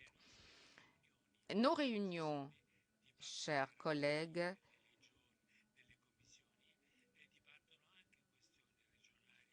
discutent des rapports des diverses commissions et également des problèmes régionaux et internationaux, trafic de migrants, traite des personnes, droit à l'eau, droit à la santé. Et puis il y a aussi des rapports sur l'intelligence artificielle et sur le développement de la biodiversité, le changement climatique et autres menaces telles que le terrorisme. Le Qatar soutient tous les efforts déployés dans la lutte contre le terrorisme. Le programme des Nations Unies avec la pétition des parlementaires et le Centre international de lutte contre le terrorisme. Eh bien, ce sont des initiatives que le Qatar soutient. Le Qatar, mesdames et messieurs, cherche à développer une intelligence artificielle sûre et fiable. Et l'un des instruments qui représente un défi, lorsqu'il est utilisé dans le domaine militaire, c'est un instrument qui représente une menace. Et c'est pourquoi mon pays essaye d'intervenir pour faire face à cette menace. Nous nous basons sur ces points: éducation, banque de données, engagement commercial, recherche et éthique.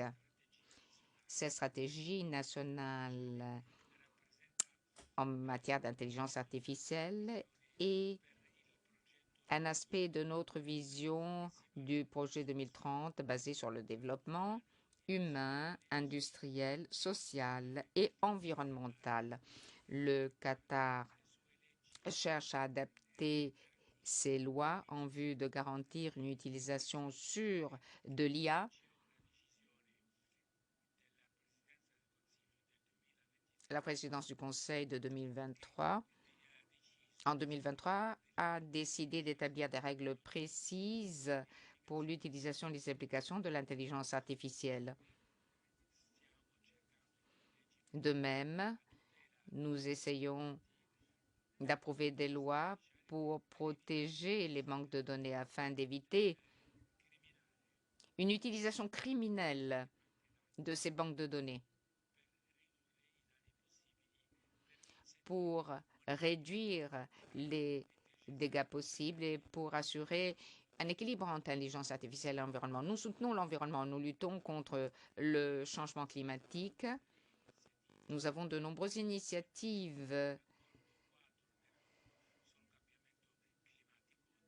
Nous avons signé l'accord cadre de l'ONU sur le changement climatique. Nous avons signé le protocole de Kyoto et nous avons également signé l'accord de Paris. Nous sommes membres de l'IRENA qui soutient les pays pour pouvoir passer à l'avenir à une énergie durable. Nous essayons aussi de réduire les émissions de CO2. Nous avons réduit de 25% la production, les émissions de gaz à effet de serre. Nous essayons d'éliminer ces émissions. Pour ce qui concerne le changement climatique et la lutte contre le changement climatique, nous avons nommé un conseil ad hoc dont le but est de protéger l'environnement au profit des générations futures. Et notre ministère de l'Environnement a lancé une stratégie en 2024 jusqu'à 2030 avec la devise « Pour un avenir plus sûr », conformément aux autres objectifs du Qatar pour un avenir durable. Le Qatar a adopté adopté des critères de stabilité. Nous avons mis en place des infrastructures sûres. Nous avons émis des obligations vertes en mai dernier d'une valeur de 2,5 d'un montant de 2,5 milliards de dollars. Et il s'agit de la première émission d'obligations vertes pour les projets favorables à l'environnement. Je conclus en disant que je remercie tout particulièrement les experts et les chercheurs qui ont cherché à produire des résultats et à diffuser les résultats de la recherche. Je ne peux que saluer les relations entre la Shura du Qatar et l'APM dans divers domaines. Et nous nous engageons avec l'APM à trouver des solutions concrètes. Merci. Merci. Je remercie la vice-présidente du Conseil de la Shura du Qatar de son intervention, Madame Al-Soulaiti, et merci également pour la contribution et le soutien de sa délégation aux activités de l'APM dans le cadre de notre programme annuel et au-delà.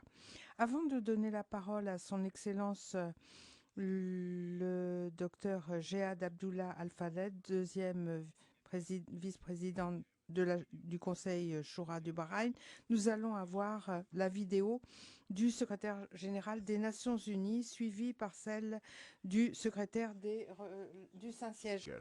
Excellency, the floor is yours. Excellence, vous avez la parole. Merci.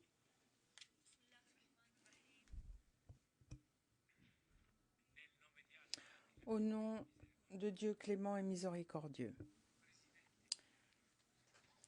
Monsieur le Président Enam Mayara, Mesdames, Messieurs les vice-présidents de l'APM, chers publics, Mesdames, Messieurs, je voudrais tout d'abord vous exprimer les salutations et toute l'appréciation du président de notre Shura et du président de la Chambre des députés du Bahreïn.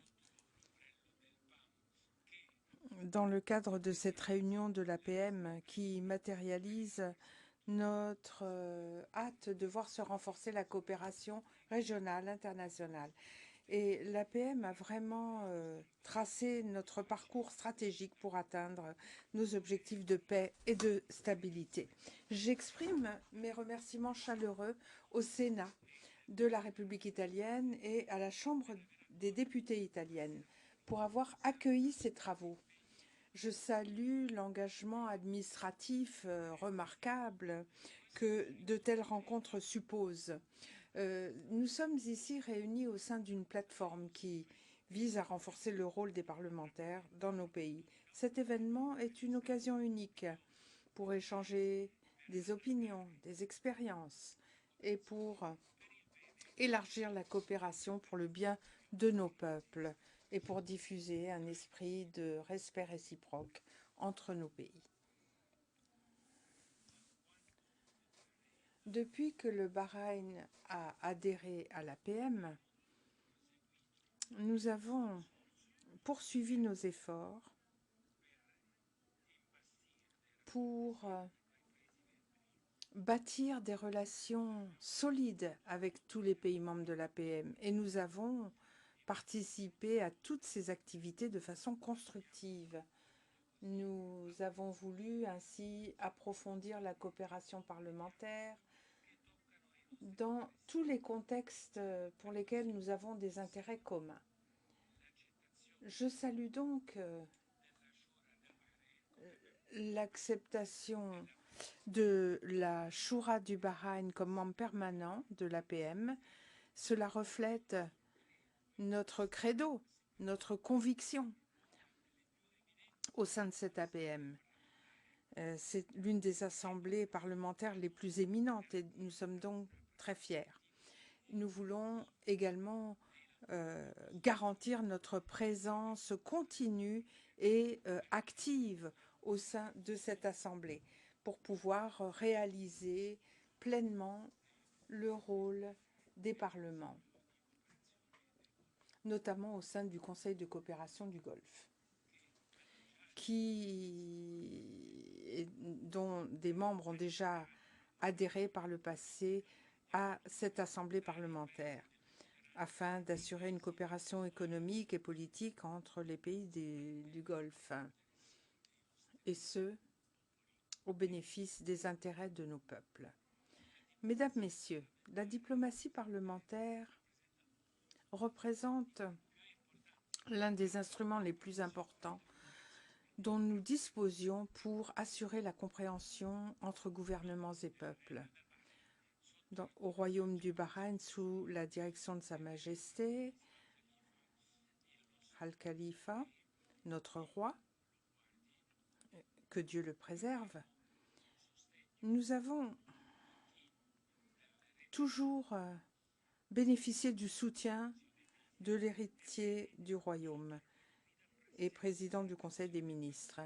Et c'est sous leur direction que nous œuvrons pour renforcer le rôle des parlements,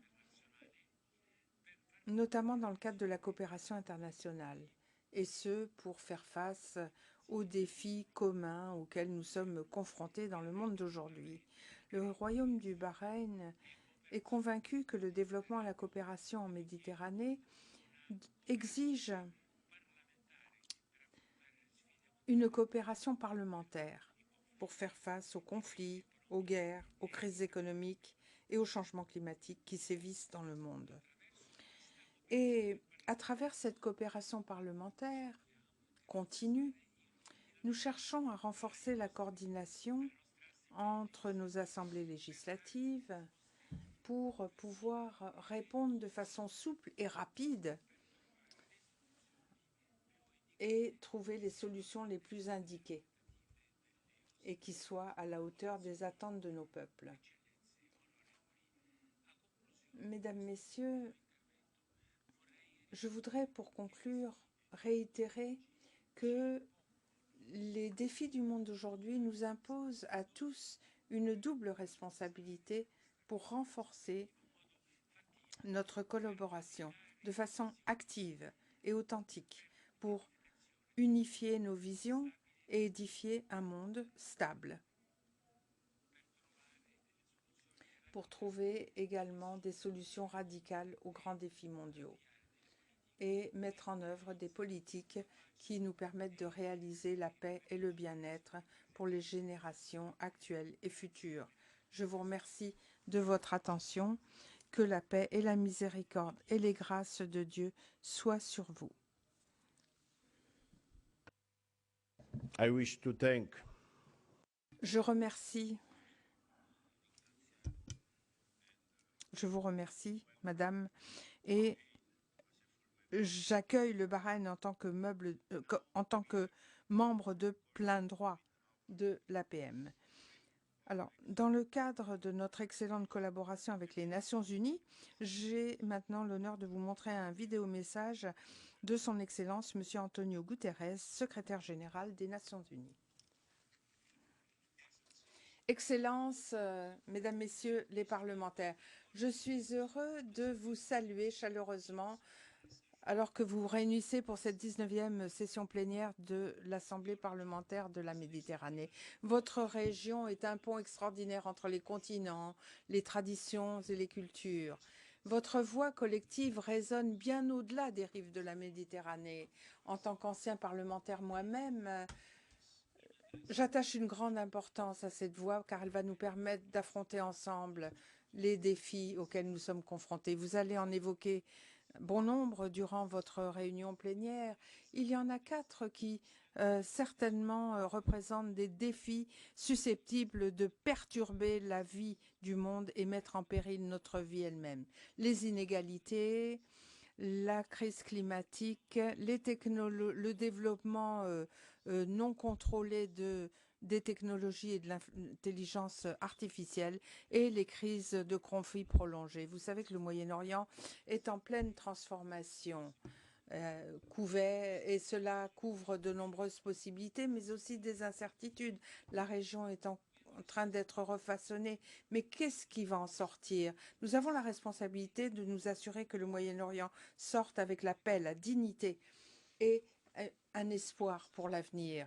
Pour le Moyen-Orient, cela veut dire que depuis longtemps, nous avons demandé le cessez-le-feu, le retour des otages et une solution à 2 États. Au Liban, nous travaillons pour consolider la cessation des hostilités, pour soutenir un gouvernement qui représente, où tous les Libanais sentent qu'ils sont représentés et apportent la paix, la stabilité, la sécurité pour tous ses citoyens. En Syrie, nous sommes derrière tout un processus qui puisse jeter les bases d'une Syrie unie et souveraine avec une intégrité territoriale pleinement rétablie. Enfin, je vous demande votre soutien et je vous remercie donc pour votre soutien à la mise en œuvre du pacte des Nations Unies pour l'avenir qui établit la confiance, vous l'avez dit vous-même, c'est une question stratégique. Et cela permet de façonner les institutions internationales du XXIe siècle. Merci encore de votre voix qui est essentielle et de votre leadership. Travaillons ensemble aux droits humains et à la paix et la stabilité pour l'avenir dans le monde. Merci. Our thanks to Nous remercions Monsieur Guterres, secrétaire général des Nations Unies. L'APM a des relations très étroites avec le secrétaire général et nous nous consultons continuellement pour voir comment l'APM peut soutenir les efforts déployés par les Nations Unies. Et maintenant, j'ai le grand honneur de donner la parole à son Excellence, Monseigneur Paul Gallagher, secrétaire pour les relations du Saint-Siège avec les États et les organisations internationales. Comme vous le savez, le Vatican est un observateur à l'APM et nous formulons nos vœux pour un prompt rétablissement du Saint-Père. Je voudrais transmettre mes salutations à tous les participants à cette 19e session plénière de l'APM. Je remercie tout particulièrement son Excellence le Président Mayara et le Président de la Chambre des conseillers du Parlement marocain. Je remercie M. Ignazio La Russa, président du Sénat italien, et M. Lorenzo Fontana, président de la Chambre des députés italienne, pour leur invitation à vous présenter ce message vidéo. L'APM a été établie en 2005 en tant que plateforme de dialogue politique et de collaboration parlementaire dans les régions euroméditerranéennes et du Golfe. Son principal objectif est de promouvoir la coopération politique, économique et sociale entre les pays membres pour trouver des solutions communes aux défis auxquels les régions euroméditerranéennes et du Golfe sont confrontées pour créer un espace de paix et de prospérité pour ces population. Comme vous le savez, l'APM réalise la plupart de ses activités dans le cadre de 3 commissions permanentes. L'une, coopération politique régionale et les questions de sécurité. 2, la coopération économique, sociale et environnementale. 3, le dialogue des civilisations et les droits de l'homme. Toutes ces activités s'articule autour des principaux objectifs de l'APM, à savoir la réalisation de la paix et de la prospérité pour les populations concernées. L'APM est fondée sur une vision noble qui place l'être humain au centre de toutes les activités. La doctrine sociale de l'Église a toujours considéré que la personne humaine créée à l'image et à la ressemblance de Dieu est au centre de tout. La dignité humaine doit être sauvegardée. Et les autorités civiles doivent promouvoir le bien commun. Le Saint-Père, dans son discours aux membres au Parlement européen, a réaffirmé la centralité de la personne humaine qui autrement serait à la merci des caprices et du pouvoir du moment. Promouvoir la dignité de la personne signifie reconnaître que cette personne a des droits inaliénables que personne ne peut lui ôter de manière arbitraire, surtout si c'est pour un intérêt économique. La dignité et les droits de la personne humaine sont universels, ne dépendent pas de croyances particulières. Pour les personnes de foi, la dignité humaine a une signification encore plus profonde. Comme l'a dit le Saint-Père, tout en respectant nos différences, la foi en Dieu nous conduit à reconnaître la dignité inaliénable de tout être humain, de même que ses droits inaliénables. Nous pensons que Dieu a créé tous les êtres humains égaux en droit, en devoir et en dignité, les a appelés à coexister comme des frères entre eux, pour répandre les valeurs du bien, de la charité et de la paix. En tant que membres de Parlement, en tant que parlementaires, vous avez le rôle noble de modeler les politiques en faveur des populations que vous représentez dans la région euro-méditerranéenne et du Golfe. Les critères fondamentaux et la motivation du travail de nos politiques ne devraient pas être le succès, encore moins le profit matériel. Les politiques doivent poursuivre la justice, ce qui est une condition essentielle de la paix. La tâche fondamentale des politiques est de servir le bien et de lutter contre tout ce qui peut miner la vérité et le bien. La justice doit être votre priorité pour créer des conditions d'égalité pour tous, en contrecarrant les politiques et les structures qui favorisent certains au détriment de tous les autres. Cette année, l'Église catholique célèbre le jubilé 2025 avec le thème « L'espérance ne déçoit pas ». Je voudrais conclure mes messages en reprenant les propos du Pape François, membre du corps diplomatique accrédité près le Saint-Siège pour la présentation des vœux pour la nouvelle année. Il a dit « Mon souhait pour cette nouvelle année est que le jubilé soit aussi pour tous, chrétiens et non chrétiens, une occasion de repenser les relations qui nous lient en tant qu'êtres humains et communautés politiques, de dépasser la logique de l'affrontement et d'embrasser au contraire la logique de la rencontre, afin que l'avenir ne nous trouve pas tels des vagabonds désespérés, mais des pèlerins de l'espérance, des personnes et des communautés en chemin, engagées dans la construction d'un avenir de paix. Merci. Merci de votre attention. I wish to thank Je remercie Monseigneur Gallagher pour ses paroles au nom du Saint-Siège. Il est un vieil ami de l'APM. Nous avons beaucoup travaillé avec lui lorsqu'il était nonce apostolique en Égypte, et avec l'honorable Boulanine, nous avons vraiment eu une très bonne coopération. Il y a eu d'ailleurs à ce moment-là, à cette époque-là, des attaques terroristes contre l'Église.